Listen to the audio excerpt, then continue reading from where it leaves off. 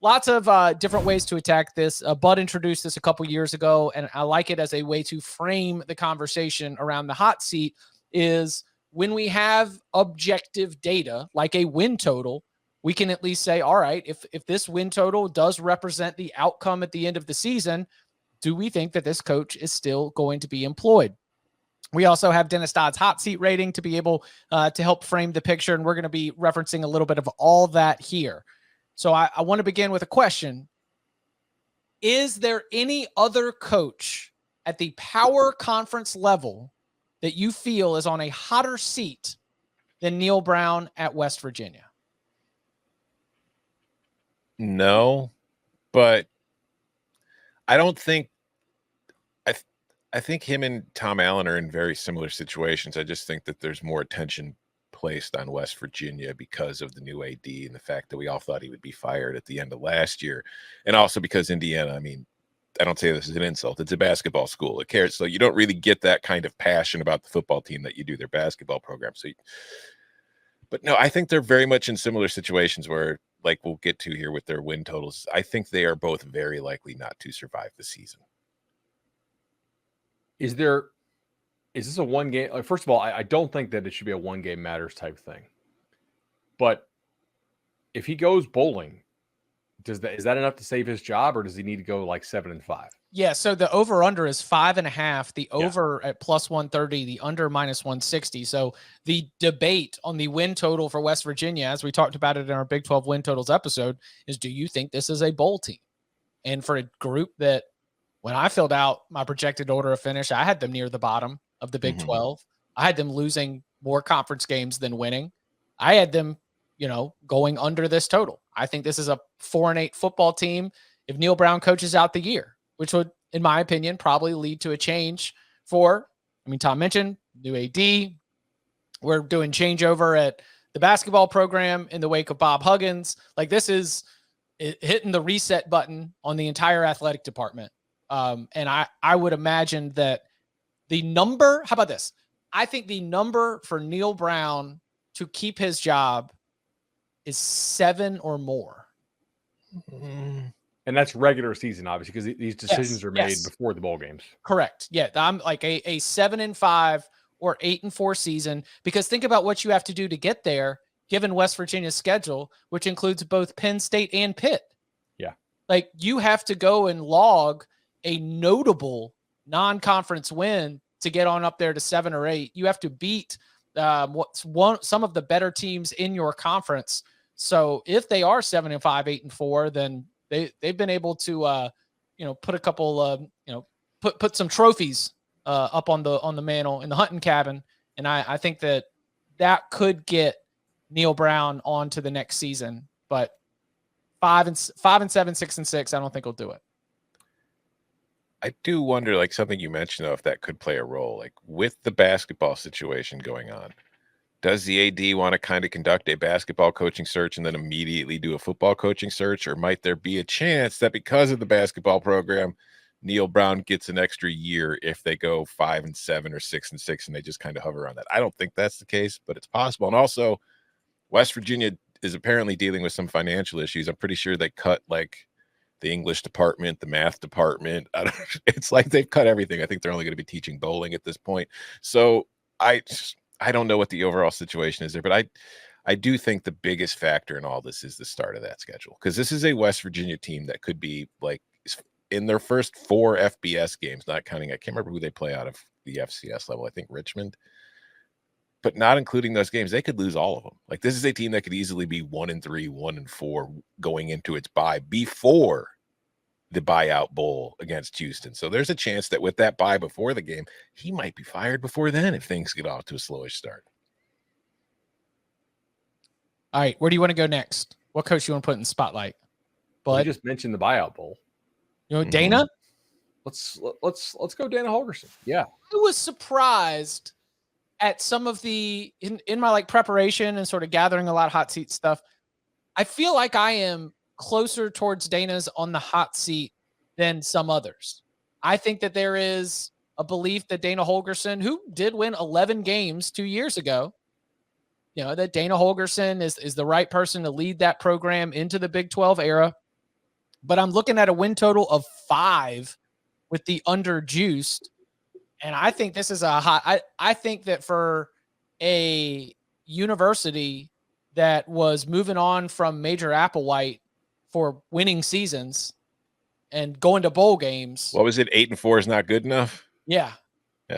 Yeah. I kind of think that if the odds makers are right, and this is a 4-8 team, maybe 5-7 at best, that Houston might be looking to move on to Dana Holgerson. I think Dana Holgerson's on a hotter seat this year, like immediately, than what appears to be the case in the marketplace.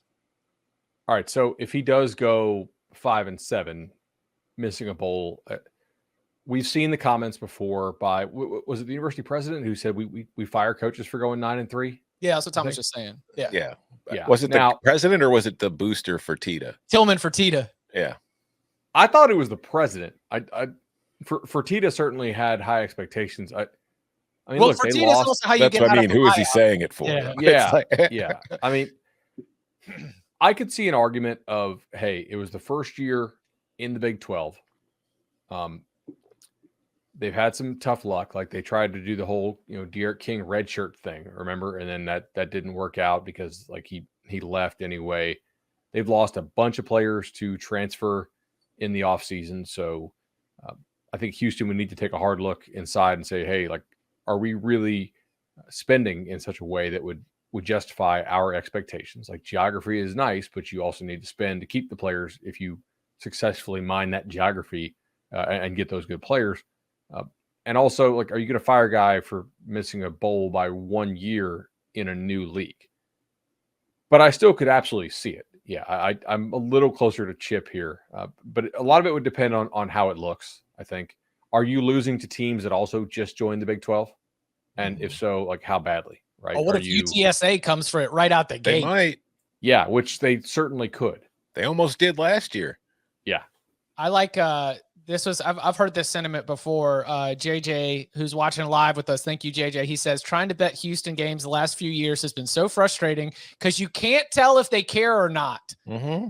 The Temple game last year, for instance, from not on the sidelines with the Cougs myself, but that is certainly a similar observation that I have had when watching Houston. And my judgment, again from the couch, is that goes back to coaching. That goes back to getting your team mentally prepared to compete.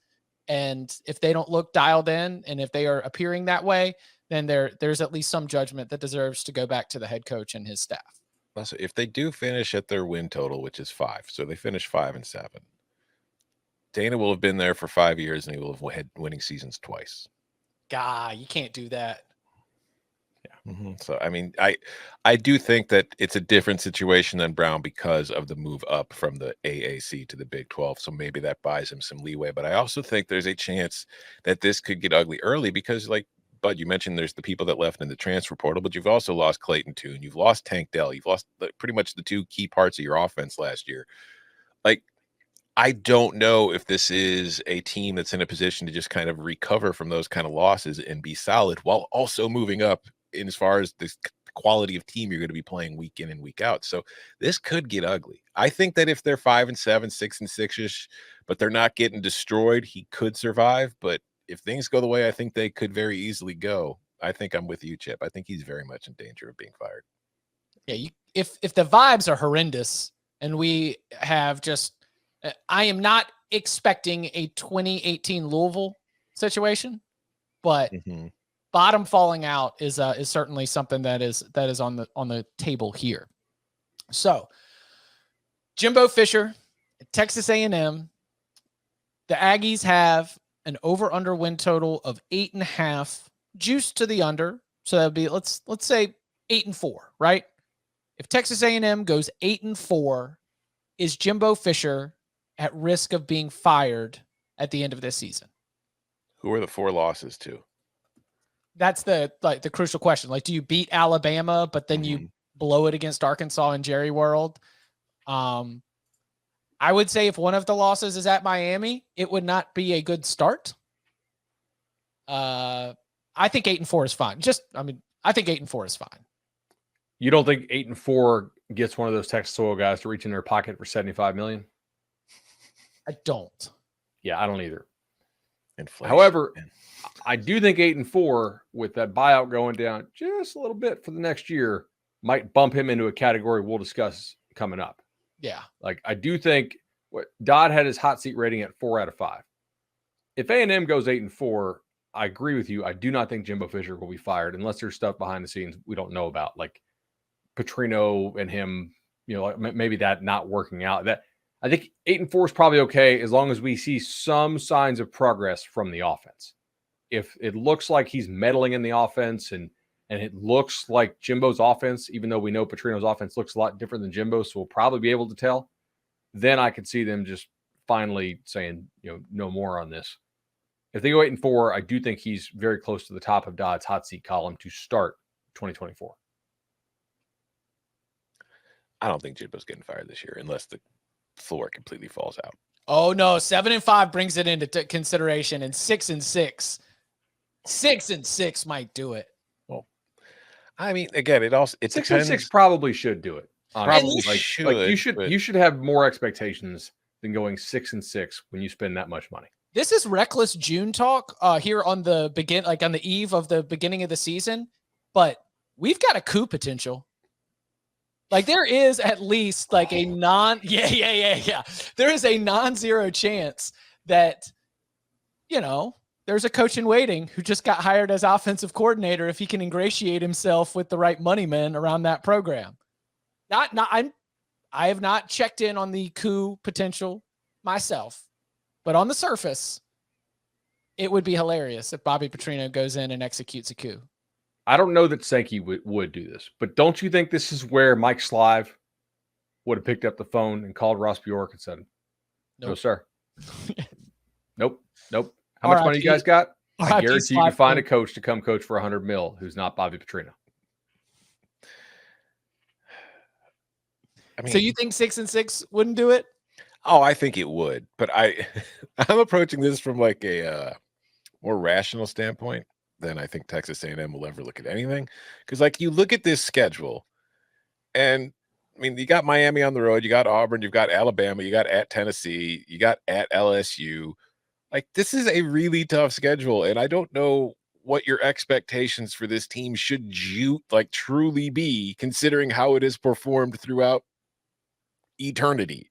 So I think 6-6 is very much in play. He will get fired if they go 6-6, but I don't know. If you're close with Alabama, if you're close to Tennessee and you're close to LSU and you lose all those games, I would look at it in a different light. Now, if you're getting blown out by those teams that you think you're supposed to be on level with, all right, cool, fire him. But with the buyout, I think that the floor really has to fall out from beneath them for him to get fired this year. Tom Allen, over under win total of 4, Dodd hot seat rating of 5 out of 5. And that's an under -160. So we're talking like a 3-9 kind of scenario for Indiana. I mean, Tom, it's not even that fun to talk about because I guess thank goodness Woody's got the basketball program going like you were talking about, but I don't know what the option would be to go out and make a hire other than the fact that you would be able to back up a Big Ten Brinks truck and pay a whole bunch of money for somebody to come and probably take losses in an expanded Big Ten where every team that you are adding to the conference is going to be slotted ahead of you in terms of a program power ranking. I don't know what the outcome of this is. The outcome is Tom Allen's probably fired. You look at the schedule, they're going to get blown out in the opener against Ohio State on Paramount Plus and CBS. They'll beat Indiana State. They should beat Akron.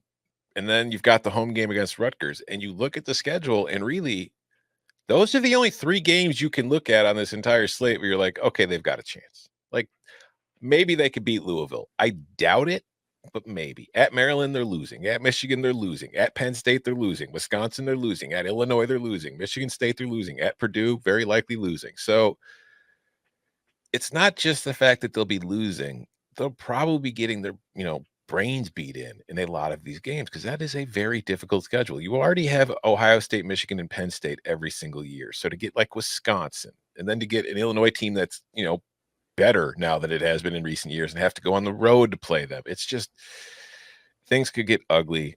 I think that this is the worst team in the Big Ten East this year. I think Rutgers will win more games than they do, and I think Tom Allen's going to get fired. As for who the replacement is, I don't know. But like you said, Chip, they've got Big Ten money.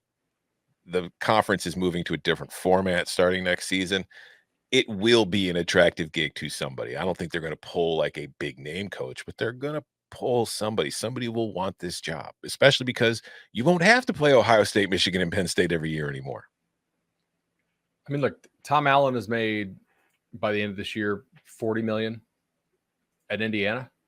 That's exactly why somebody will come take this job. It's not a job you can win at, in my opinion.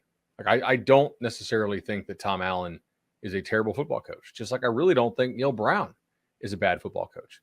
I do think that if you are at one of these disadvantaged jobs relative to your league, and especially with Indiana relative to your division, you just have to you got to thread the needle, man. And you got to stay healthy when you have an opportunity to do something special. And I think for Indiana, like special should largely be defined as go to a bowl game. Indiana has gone to a bowl game, was it the last 15 years, 4 times? Mm-hmm. So three quarters of the time, guys, they are missing out on a bowl game. And since divisions, even worse. So you can't win at Indiana in a way that's going to like really make the fans super happy, in my opinion. But you will get rich. You do get to play on national TV. And yeah, like that's why somebody will take the job. Tom Allen has had a lot of injury problems there that I do think caused the confidence to waver some in his ability to coach. And, and clearly I think he knows how to hire somewhat. Like, didn't he have Kane Womack? Didn't he have Kalen rated? Yeah. Yeah. So I don't know. Like, I don't think he's incompetent, but clearly part of this too is a bit of a shell game. If you're an AD, they'll never admit this, but this is really how this works.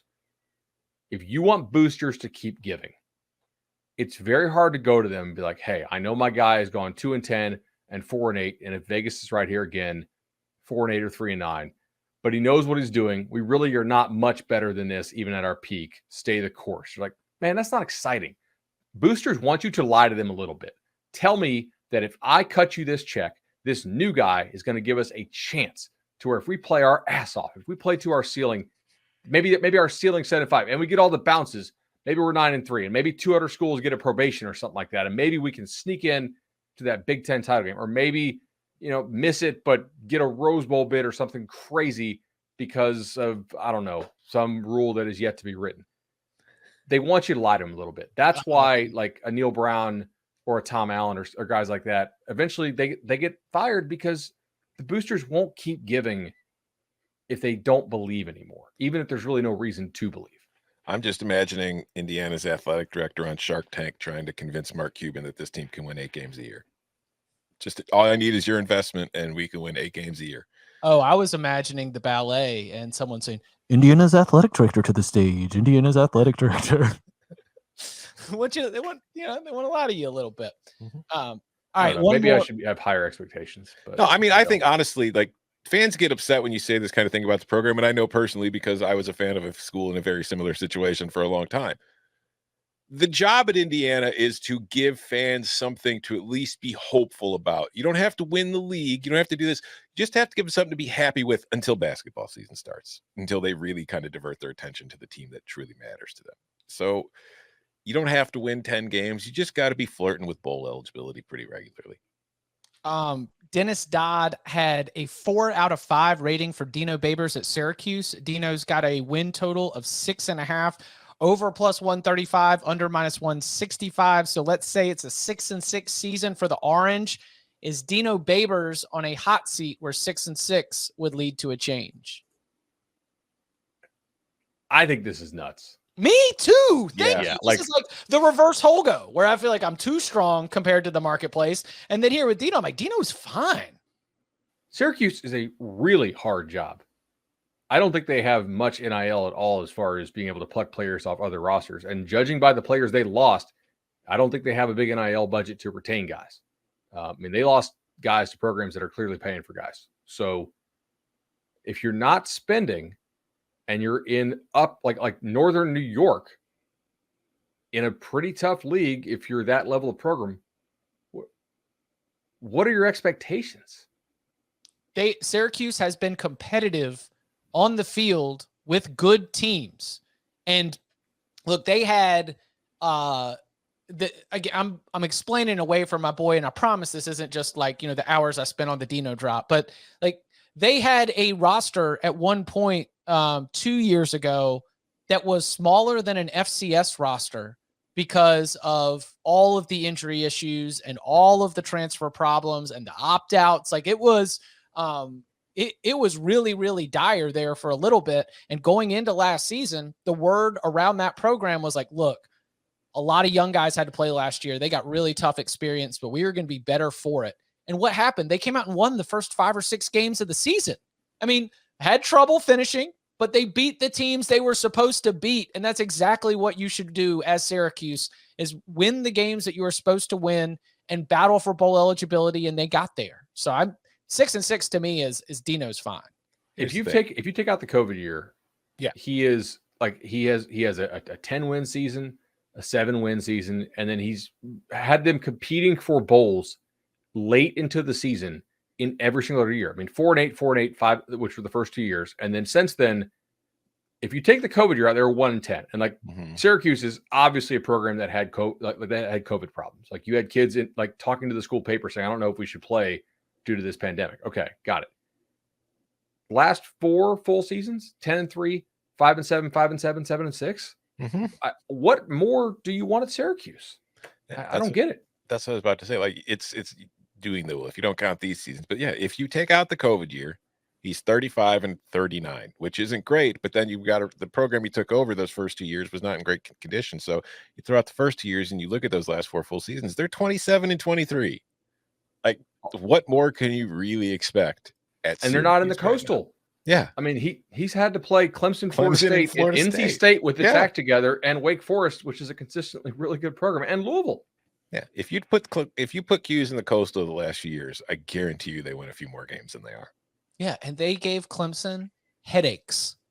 Like, so like obviously they've one win, but like also a couple of close defeats along the way.